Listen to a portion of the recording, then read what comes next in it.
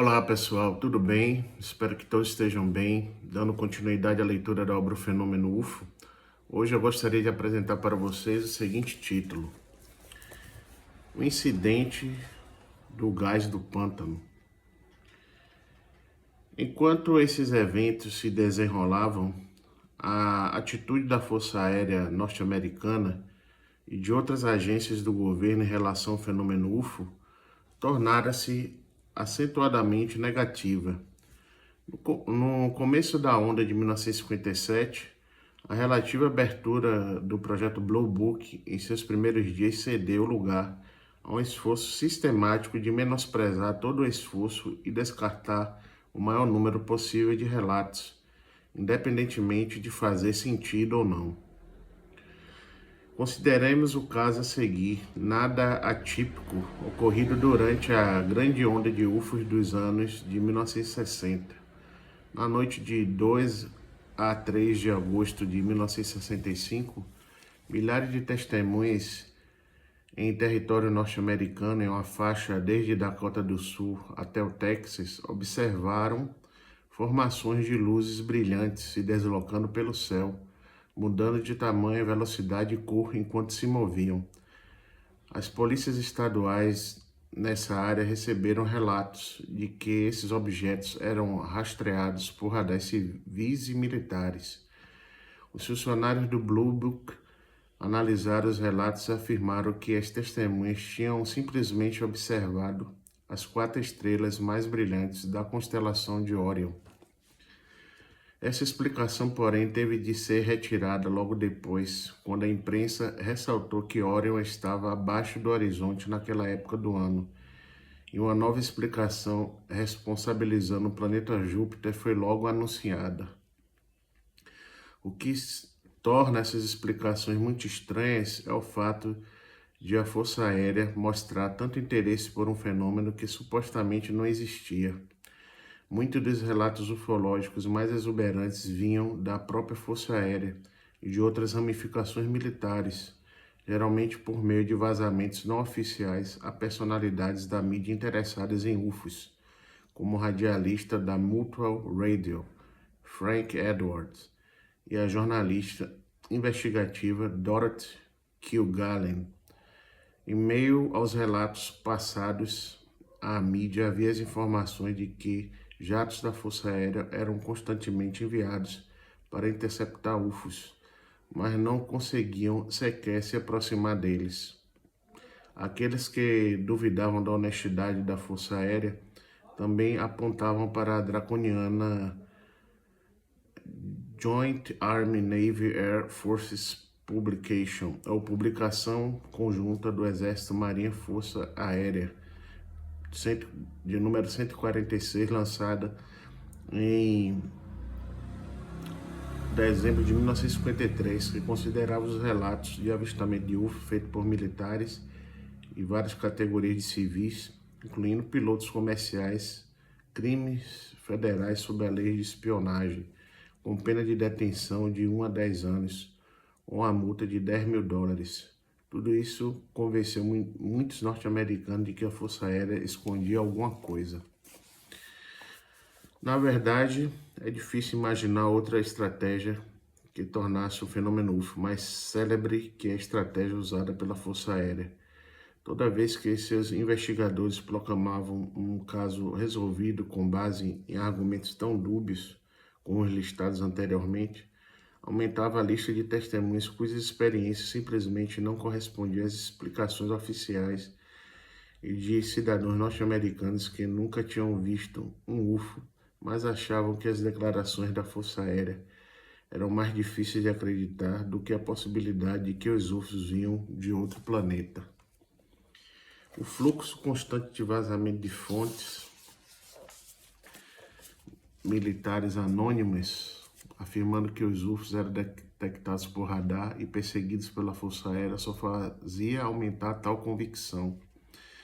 À medida que o índice de avistamento de UFOs aumentava na grande onda dos anos de 1960, a dissonância cognitiva entre esses avistamentos e as explicações parecia prestes a explodir. A nova posição da mídia quanto aos UFOs assinala a mudança. No começo da década, as reportagens costumavam tratar todo o fenômeno como assunto para sátira ou descaso, mas em 1965 o tom já era outro. Um editorial no Fort Worth Star-Telegram tipifica essa situação. Eles podem parar de nos enganar agora, afirmando que não existem os discos voadores. Muitas pessoas de mente obviamente sã viram e relataram esses objetos nas mais diversas localidades. Suas descrições são semelhantes e não retratam nenhum objeto conhecido. Está ficando claro para muita gente que as explicações da Força Aérea só conseguem dar um ar de ridículo à própria Força Aérea. O reboliço só chegou ao início da primavera de 1966. No dia 14 de março daquele ano, testemunhas em 3 condados da região oeste de Michigan, incluindo 3 policiais, avistaram objetos profusamente iluminados, efetuando manobras no céu, pouco antes do amanhecer. No dia 20, um fazendeiro próximo a Ann Arbor relatou que um objeto em forma de pirâmide com luzes aterrissou em um de seus campos para logo depois decolar de novo. Mais de 50 testemunhas, novamente, incluindo policiais, reuniram-se para observar o mesmo objeto dançando pelo ar à noite. O grande final foi na noite seguinte, quando 87 estudantes universitários de Hillsdale College, bem como o diretor, viram um objeto luminoso em forma de bola de futebol americano se movendo em zigue-zague perto do dormitório por cerca de 4 horas até sumir em um pântano próximo. Esses avistamentos ganharam as manchetes na mídia de todo o país e o projeto Blue Book foi obrigado a responder. O astrônomo J. Allen Hynek, na época o principal consultor científico do projeto, foi enviado para investigar. Ele se viu em meio a algo muito próximo de uma história, de uma histeria em massa, na qual qualquer luz no céu, desde um vagalume até estrelas brilhantes, eram reportados como UFOs. 4 dias após o último avistamento, Hynek falou diante dos microfones de uma coletiva de imprensa montada às pressas, explicando que alguns dos avistamentos talvez fossem causados por metano produzido durante a decomposição de matéria vegetal no pântano perto do campus, que entrava em combustão espontânea e produzia efeitos luminosos estranhos. A expressão que ele usou para seu eterno arrependimento posterior foi gás do pântano. A mídia se apoderou daquelas palavras e encheu as manchetes de toda a América com a afirmação de que a Força Aérea declarara que os avistamentos eram gás do pântano. Hynek tentou esclarecer sua posição nos dias que se seguiram, mas percebeu que nem a mídia nem a Força Aérea estavam interessadas em seus esforços. A imprensa tinha uma matéria que venderia jornais e superiores de Hynek no projeto Blue Book anunciaram que estavam satisfeitos com a explicação de Hynek e classificaram os avistamentos de Michigan como resolvidos. Para muita gente, não só os cidadãos da região de Michigan, aquilo foi uma gota d'água. Moradores das áreas dos avistamentos bombardearam o congressista Gerald Ford com uma enxurrada de cartas iradas e telefonemas indignados. A resposta de Ford foi comparecer à Câmara de Representantes solicitar uma investigação congressional do fenômeno UFO.